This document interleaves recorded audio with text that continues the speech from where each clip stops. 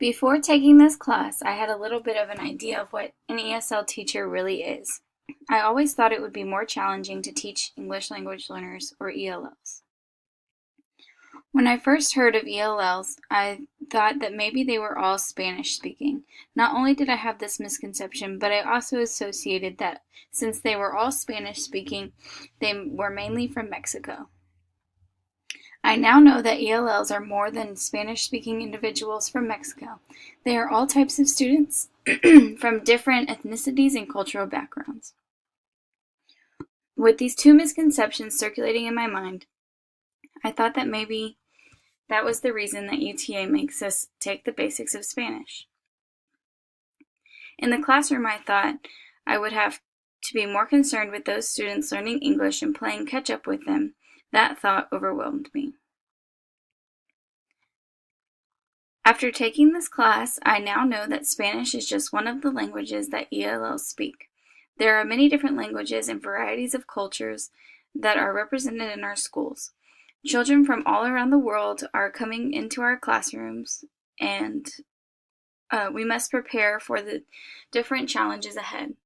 I won't be trying to play catch-up. I'll be teaching a diverse group of students. That means I may have to teach in different ways to make sure that everyone gets what they need. In this class, I have learned a great deal of information that will help me teach students in the future.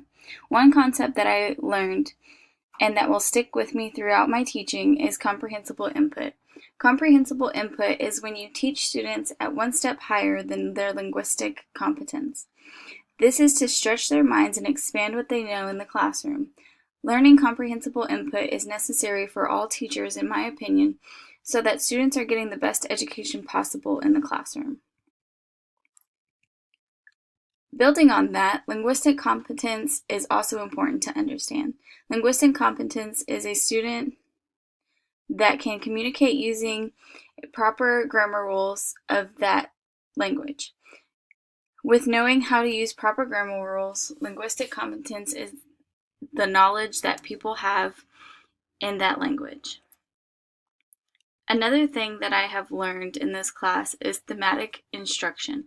Thematic instruction is having one theme to go with all the subjects. This theme allows for students to have a schema to go off of and connect everything together in their minds. With students linking all of their subjects together, they can create a schema to go back to and build from over and over again.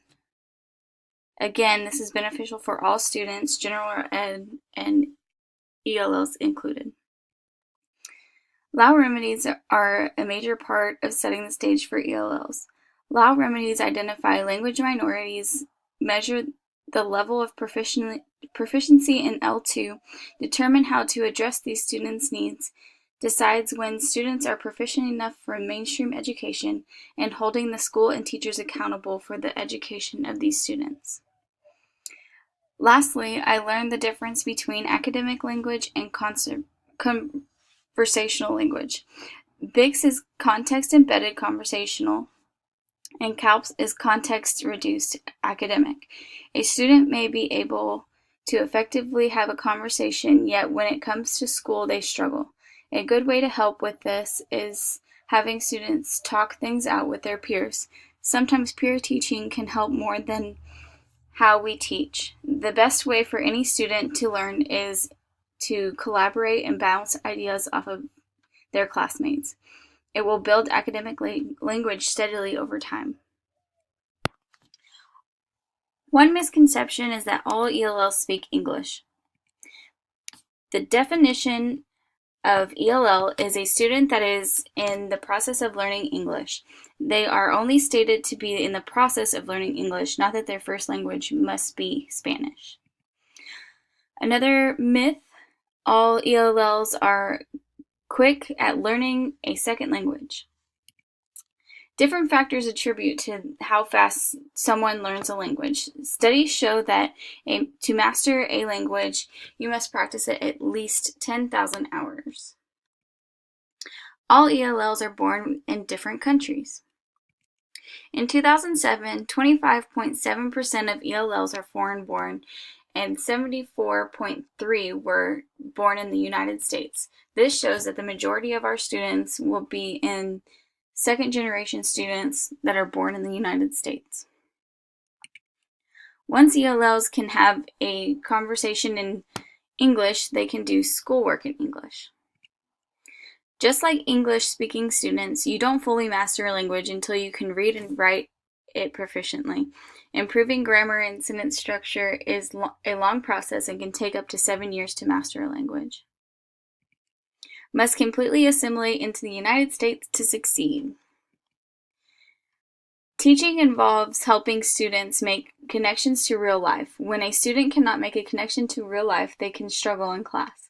Teachers are to be knowledgeable at multiple cultures and to ensure that each and every student is learning in the best way possible. Each student needs their own experience to draw on. Some do's and don'ts. Don't single out your students that are ELLs and have them in a homogeneous group in the classroom. Do have your students in a heterogeneous groups in your classroom to ensure that all students are learning from each other as well as from you. Don't dumb things down for students. Students have different ways of learning. Find what suits them. Do use academic language to help expand the vocabulary of each child. This will help them learn. Don't assume ELLs can't not learn and succeed in the classroom. Do remember that students come from all over, different cultures and schemas, and try and give the student a common schema to work with. Maybe go on some field trips. Don't let the students talk just in English at school. Allow for them to communicate in any way they feel comfortable.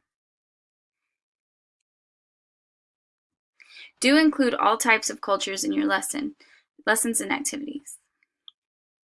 Don't focus on the outcome, focus on how they will accomplish the outcome. Success is not the product, but the journey and how you get there. Do regularly attend workshops and classes to keep up to date on new ways to teach all types of students. There's my citation.